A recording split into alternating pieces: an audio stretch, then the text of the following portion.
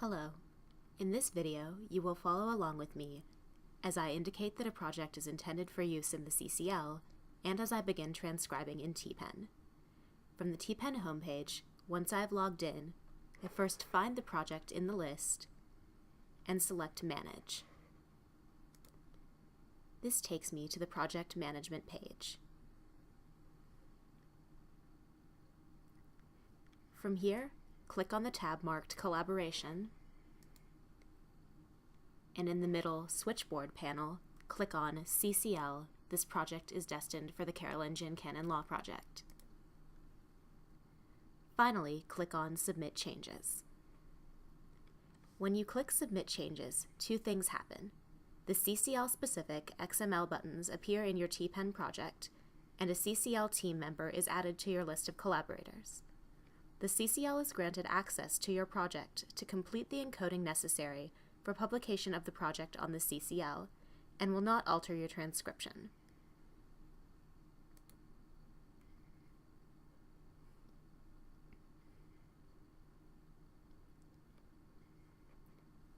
Now, you are ready to begin transcribing.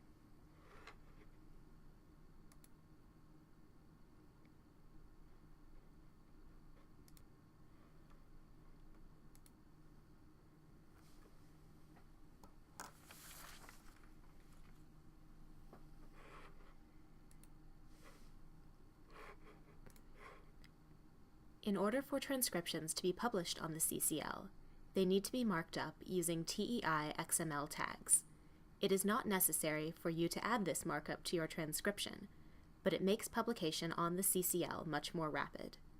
For those of you who wish to mark the textual and paleographical features of the text as you transcribe, you can access the CCL-specific XML tags by clicking on the XML tags button in the transcription window.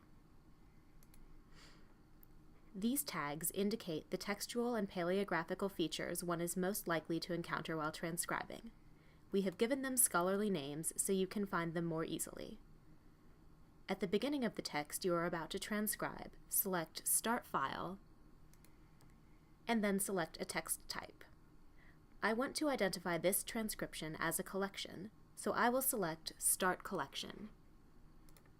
But there are also buttons available to indicate, for example, a capitula list, a book, a council, a subscription list, or a decretal.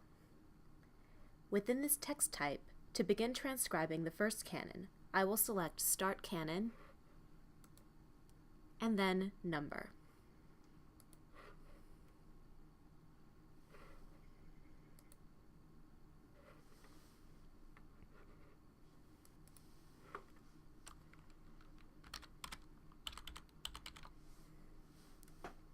If you wish to indicate special characters, click on the Characters button, where you will find a set of special characters and punctuation. However, transcribing medieval punctuation is optional.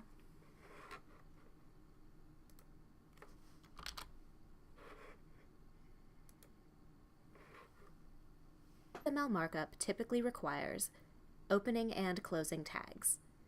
Clicking on a button inserts the opening tag, and the corresponding closing tag appears at the end of the transcription line. When you reach the end of the element you wish to transcribe, click on the closing tag to insert it into the transcription. At the beginning of the rubric, I select Canon Rubric,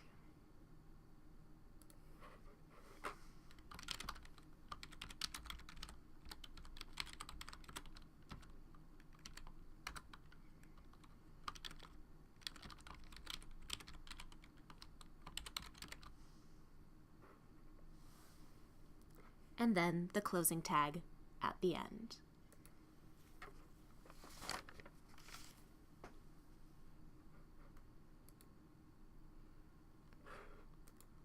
Then, on the next line, I select Start Main Text of Canon at the beginning of the canon text.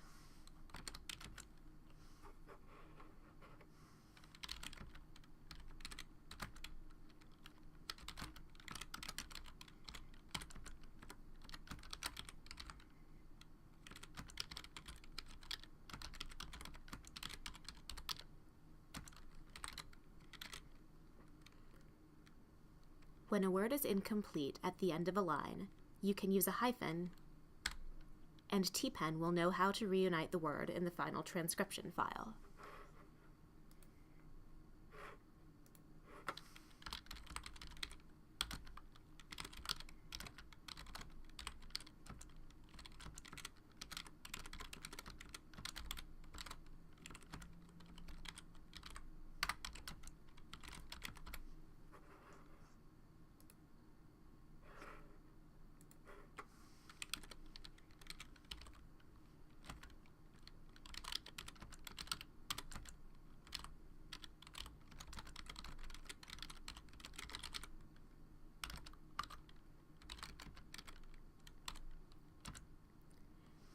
Where the scribe has made a correction, select the Scribe Corrects button.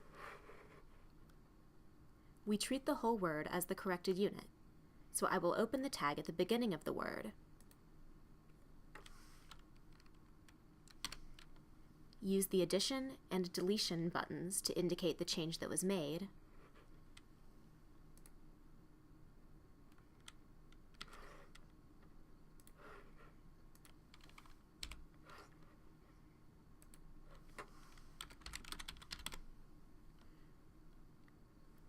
and close the tag at the end of the word.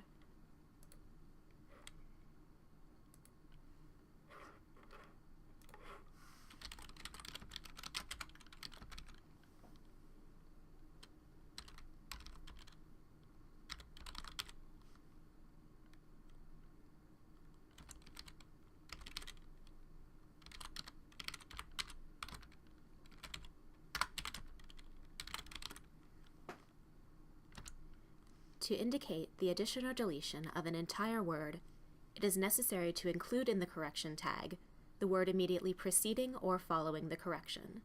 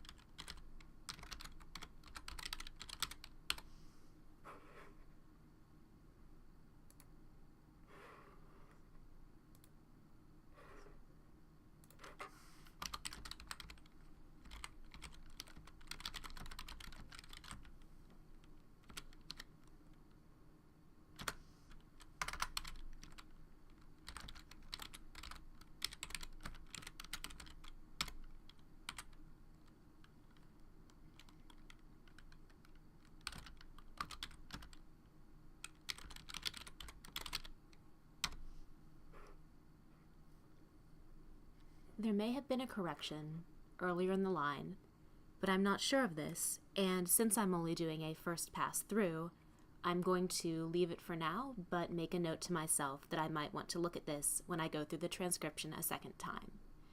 In order to add notes, click on the Add Notes button at the side of the transcription window.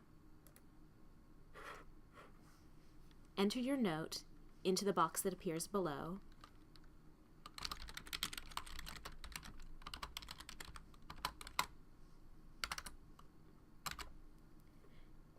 and when you move on to the next line, your note will appear in gray below the text of your transcription.